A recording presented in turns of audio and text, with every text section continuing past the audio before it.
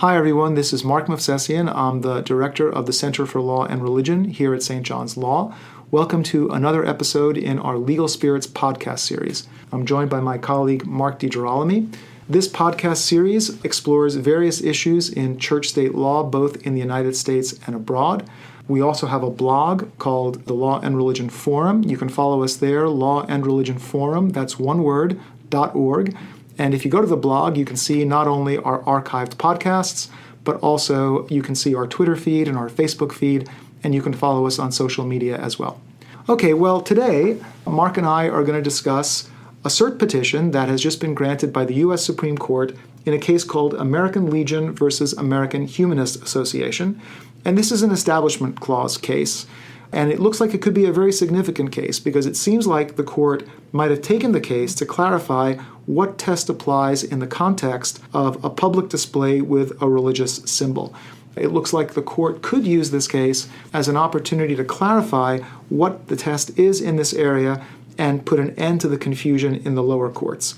So, Marc, welcome. Let's talk about the facts of the case. Okay, great. The facts are these. In 1918, 100 years ago, a group of citizens in Prince George's County in Maryland began to raise money for the construction of a Latin cross to honor 49 World War I soldiers who are from Prince George's County. This is Prince George's County in Maryland. The donors signed a pledge stating that they, quote, trusting in God, the supreme ruler of the universe, close quote, pledged their faith in the 49 war dead whose spirits guided them, quote, through life in the way of godliness, justice, and liberty, close quote. We should just say that Prince George's County is a suburb of Washington, D.C., right outside Washington. Right, and that will actually become important with respect to some of the other issues that are raised by the parties in a later part of the case. But at any rate, this was a project whose initial purpose was to memorialize the war dead of the county. But as it happened, the group did not raise enough money to build the cross, and so ultimately it abandoned the project, but it was picked up by a local chapter of the American Legion, which, for those who might not know, is a congressionally chartered veteran service organization founded in 1919. And the American Legion completed the project in 1925. Now, the American Legion is not explicitly Christian, at least not today, though even on its website, and in fact, I went online to see this, it does contain references to, quote, God and country. But at the time, in the earlier 20th century, it relied on Christian chaplains to lead Christian prayer services at the dedication ceremony for the monument. And over the years, there were other memorial services on behalf of the veterans at the cross, and while it isn't clear what the religious nature of those services was, in fact there's a factual dispute about this, it seems reasonable to assume that they were Christian in character. Although, as far as I can tell from at least the Fourth Circuit opinion in this case, there really have been only 2 documented incidents of actual religious services at the cross. Yeah, that's true. In 90 years. Correct. And in fact, in the Cert petition that we'll talk about, the American Legion says that while there were many civil services to honor the dead over the years, there's only evidence that there was one religious event ever planned at the memorial, and that was back in 1931. And in fact, though it was planned, that event never actually happened. So anyways, this is a factual issue that will have to be worked out. But the cross itself, let's talk a little bit about the physical quality of the cross. It's 40 foot high, right? That, too, is a matter of some factual dispute. So the opinion for the court says it stands 40 feet.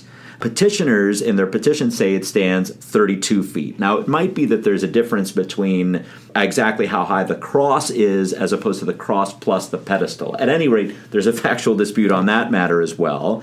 So it stands somewhere between 32 and 40 feet in height. It stands on a median at the intersection of Maryland Route 450 and U.S. Route 1. So over a 3-lane highway, right in the middle of the highway, and it displays the American Legion symbol in the middle of the cross on both faces. Now, there's also a plaque on the cross that lists the 49 residents that died in World War I, and it says, quote, "This memorial cross, dedicated to the heroes of Prince George's County, Maryland, who lost their lives in the Great War for the liberty of the world," close quote, together with a line by Woodrow Wilson. And then at the base of the cross, on each face of the cross, are the words valor, endurance, courage, and devotion. So that's what the cross looks like. Now, after its completion in 1925, Other monuments honoring veterans were built near the memorial. The whole area is now known as Veterans Memorial Park. And by the way, I should add the reason that we're going into such excruciating detail with respect to the look of the cross and the monument in general, the sort of physical look of all of this, is that it matters a lot to the court. These details matter. At any rate, these other monuments include a War of 1812 memorial, a World War II memorial, a Korean and Vietnam War Veterans Memorial, a September 11th garden and memorial walkway, and there are others as well. Now, the closest of these other memorials is 200 feet away from the cross. In fact, the petitioners say, look, it can't be very much closer because, of course, the cross sits on an island on the highway. And the tallest of those other memorials, according to the court, to the Fourth Circuit, is 10 feet tall. But as it happens, there's a factual dispute about this also. So I'm beginning to wonder why the court took this case with all these factual disputes. It's kind of a mess. So the American Legion says that some of the monuments, the other monuments, are as tall as the cross. Some of them are shorter than the cross, but wider than the cross. Some of them are smaller. So there's a question here. It may be that the Supreme Court was just so interested in taking up one of these cases and so upset about what the Fourth Circuit had done that it was just going to take this case no matter what. At any rate, there are factual disputes here too. Okay, now, one last thing. The final piece of the story is in 1961, a Maryland State Planning Commission obtains title to the cross and the land that the cross sits on in order to maintain the cross for reasons of safety in the middle of this busy traffic median. And since 1961, the commission has spent about $117,000 to maintain and repair the cross. Actually, when you consider how long a time that is, it's a fairly small amount of money. But at any rate, it is $117,000. It has set aside another $100,000 for renovation. So that's the context and the history of the cross monument. Plaintiffs here are several residents of Prince George's County, whom the Fourth Circuit opinion tells us are quote-unquote non-Christians, and see the cross whenever they drive on the highway. That is, they see it. Just a second. Sure. Because, so you've given us excruciating detail. I know it's not your fault. I'm sorry. I know it's not your fault. It's the court's fault. You have much more patience for these things. But one thing I wanted to point out is that so all the details you've given us, of course, this is in the middle of a busy traffic median. And so one point is, as you whiz by this 32 or 40-foot high cross, you might not see any of these things like the plaques and the American Legion logo and so on, right? I think that's true. In fact, that's one of the things that the Fourth Circuit says in its opinion, that most people, unless they actually park somewhere and go and enjoy the memorial park, don't see any of these other things. They don't see the language on the cross. The plaque to the veterans is kind of faded, and it's only facing on one side. So the reality is that for most people traveling on the highway, they're just going to see the somewhere between 32 and 40-foot cross. Right, which I have to say, unfortunately, we can't do pictures on a podcast, but when I look at this cross anyway, if you look at just a picture of it, maybe we should put it up on the blog for people to see. Yeah, it might be helpful. It does look like just a war memorial cross, the kind of things you see at Arlington National Cemetery and everywhere else. It does have that look. Okay, so let's get into what the Fourth Circuit did here. In a 2-1 panel decision written by Judge Stephanie Thacker and joined by Judge James Wynn, the court decided first that the plaintiffs here had standing to bring this Establishment Clause claim, and then secondly that the cross monument violates the Establishment Clause. Yeah, under what test? What test did they use, Marc? Well, so just before that, just on the issue of standing quickly, only because I think that might be, it's an outside shot, but it might be the direction that the Supreme Court goes. The majority in dissent actually agreed that the individual claimants, as well as the American Humanist Association, had standing because the standing rules say any unwelcome direct contact that appears to be endorsed by the state is sufficient injury. So that's just on the preliminary of justiciability and standing. Now, on the question of the merits, there's a real issue about which test applies. The Supreme Court has expressed some criticisms about some of the applicable tests, like the Lemon test and so on, that is used in the past. So what's the Lemon test? The Lemon test is a test that requires the court to basically apply 3 different elements to any challenge regarding the Establishment Clause. They have to ask whether what the state has done has a secular purpose. That's number one. Second, whether what the state has done, whether the primary effect of what it has done is either to sponsor or to denigrate religion. And number three, whether what the state has done somehow excessively entangles the state with respect to religion. Okay, that's one test. And as I read the Fourth Circuit opinion, they said, well, that's one test that might apply here, but they also talk about another case called Van Orden versus Perry. Yes, they do talk about that case. In fact, one of the claimants, I think the American Legion in the Fourth Circuit case, said it's Van Orden that applies, and more specifically, it's Justice Breyer's opinion making a 5-4 majority in Van Orden versus Perry that applies.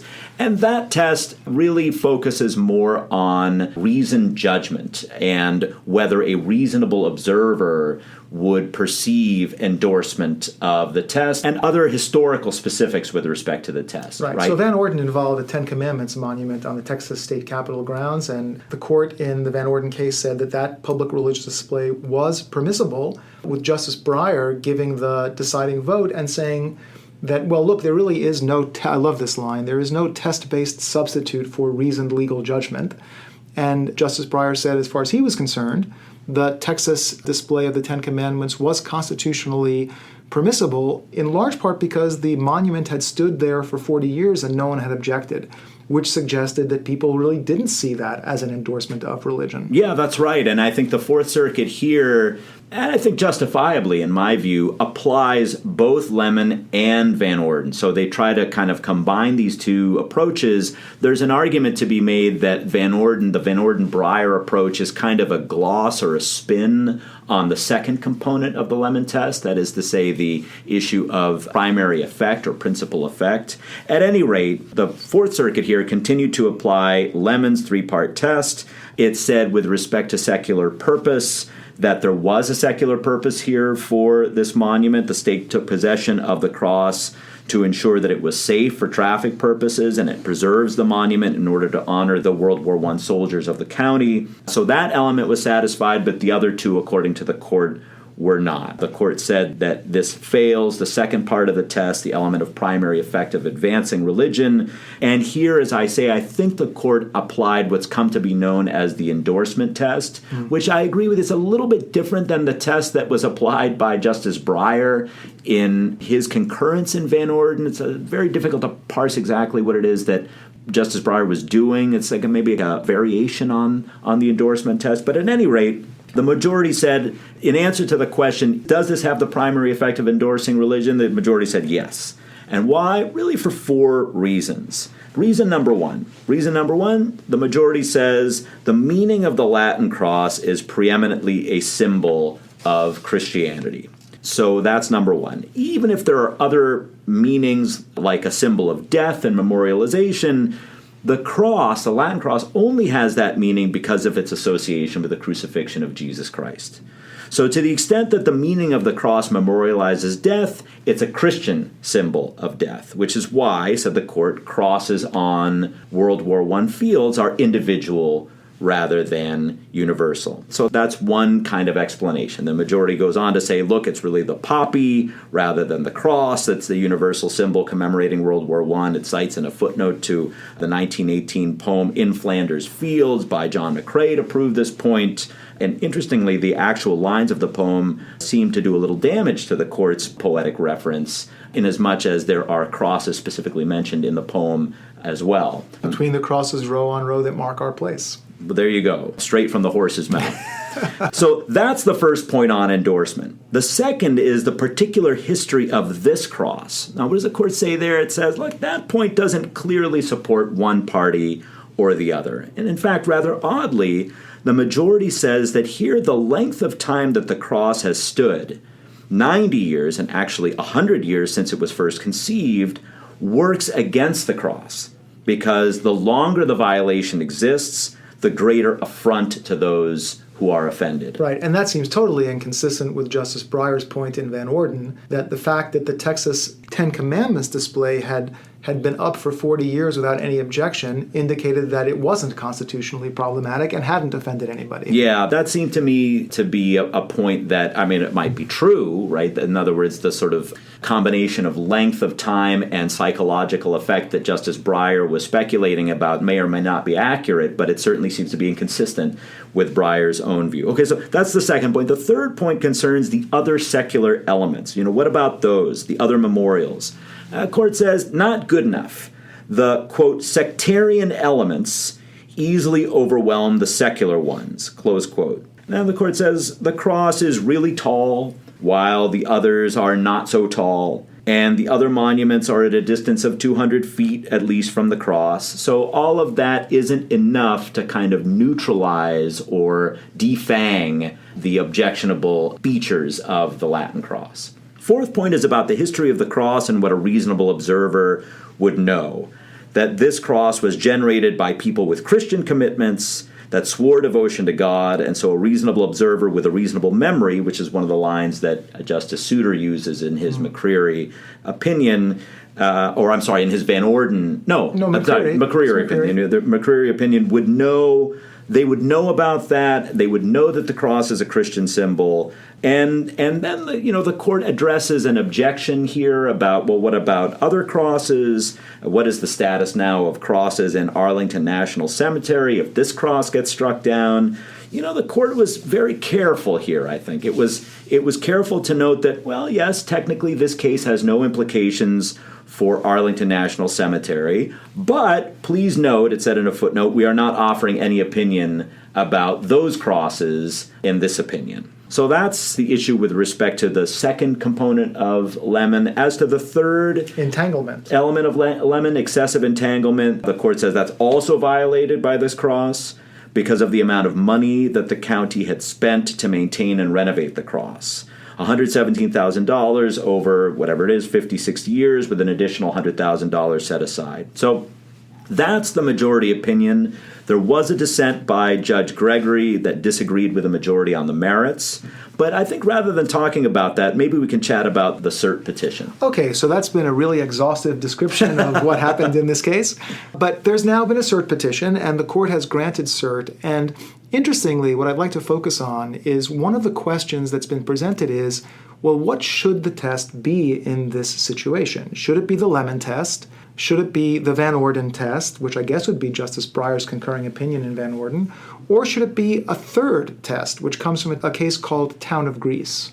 Yeah, no, and I think part of the Cert petition itself appeals to the Supreme Court to clarify its Establishment Clause doctrine, which it calls confusing and inconsistent. Which it kind of is, right, Mark? I mean, you can look at this, that we both teach this in our classes, and the Establishment Clause is really a mess in this area. It is a mess, and it is confusing. It's certainly confusing to our students. It's confusing to me, and I imagine it's confusing to lower courts. And in fact, the brief mentions this. It says some courts, like the Fourth Circuit, apply Lemon. Some, like the Eighth and Ninth Circuits, have a Lemon carve-out for passive displays. They go with the Van Orden approach for those kinds of displays.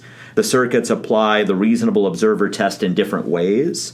Somebody who knows more than the ordinary person, or somebody who knows what the ordinary person knows. Some circuits say that routine expenditures for maintenance are okay. Some, like the Fourth Circuit, say they aren't okay. And so there is a kind of request, an plea for the court to clarify what it's doing. That's exactly right. There is a mess here. And one reason there's a mess is that notwithstanding the fact that the Supreme Court has stuck with the Lemon test now for something like 40 years or longer, nonetheless, people understand that there's something very unpredictable about the Lemon test. And one thing that makes it so unpredictable is this idea of endorsement, which actually comes from Justice O'Connor's gloss on the Lemon test. We say, well, it's a violation of the Establishment Clause if a reasonable observer would think that the state action is endorsing a particular religion. And I guess I have a couple of questions about that, Mark. One is, well, how do we really know whether a religious symbol is an endorsement of religion or not, given the fact that symbols can bear all kinds of meanings? So for sure, a Latin cross is a symbol of Christianity, no way around that. On the other hand, I said earlier in the podcast, if you look at a picture of this cross, it does look like all the crosses at war memorials. And somebody could easily look at this and say, okay, I know what this is. This is a war memorial. So it could really be both. Yeah, I think that's true. And in fact, it's a little odd to see the court saying, no, this is in either direction. No, this is just a civic memorial. Or, no, this is just a symbol of Christianity. Of course, at the time, certainly, that the cross was built, it was both things. And at the time, that was not thought to be problematic. It's only thought to be problematic now, after the years that have transpired in between, and the changing sort of cultural understandings about what crosses are all about, right. The sense from some people that they don't like the cross, they're offended by the cross. Even those who may have been offended by the cross in the past would never think to bring a constitutional claim like this. But I think you're right that there's a kind of subjectivity in the reasonable observer tests that has come through in the different ways that the circuits have addressed some of these cases. So just as an example, the Cert petition says, look, the Fourth Circuit's approach is inconsistent with several other circuit opinions involving crosses. The Ground Zero cross in New York in a Second Circuit case. A cross on the seal of the city of Austin in a Fifth Circuit case. A similar challenge to the seal of Las Cruces, New Mexico, the crosses. So these are all civic crosses, but they're obviously all civic crosses with religious message, and it's very difficult to disentangle the civic and religious meanings, and it was never intended for those to be disentangled. Okay, so this actually highlights the second problem with the endorsement test. One problem is that it's so vague and unpredictable. The other is, if we really took it seriously, we'd have to start taking down lots of public monuments that have been erected in this country for centuries. Including the large 24-foot cross in Arlington National Cemetery. Now, can it really be that 8 feet makes all the difference, right? That it's really the size of the cross in this case, whether it's 32 feet or 40 feet, and that cross is 24 feet. Well, that's a smaller cross, and so, or it's not a cross that is truly purporting to memorialize all the war dead because it's smaller or surrounded by other symbols that are also memorializing the war dead. Very, very difficult to apply these kinds of tests, and I think the Cert petition does a good job of saying, look, if you uphold this decision, then you're going to have a lot of other crosses torn down or defaced. In fact, there was a suggestion in the oral argument on the Fourth Circuit case by Judge Thacker that, well, perhaps you might just lop off the sides of the arms of the cross, and that would solve the problem. You just have a giant beam in the middle of the highway, and that would be good enough.